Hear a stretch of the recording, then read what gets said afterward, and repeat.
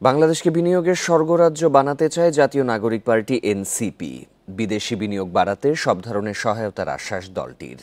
বৃহস্পতিবার বিকেলে রাজধানীর হোটেল ইন্টারকন্টিনেন্টালে এক সংবাদ সম্মেলনে এসব কথা বলেন দলের মুখ্য সমন্বয়ক নাসির উদ্দিন পাটোয়ারি।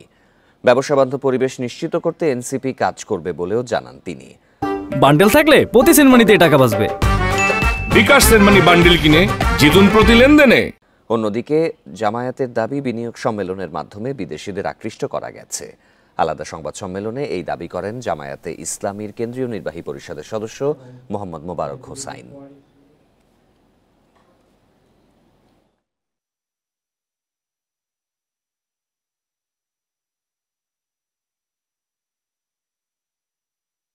যাতে আমাদের ইকোনমিক কখনোই ব্রেক না হয় এবং ইকোনমিক ফ্লোটা ঠিক থাকে, সেই জন্য সব দল মত নির্বিশেষে সবাই যদি ইকোনমিক একটা চার্টার আমরা করতে পারি ইনভেস্টমেন্ট হ্যাভেন বানানোর জন্য, সেক্ষেত্রে আমরা সরকারের কাছে দাবি জানাচ্ছি।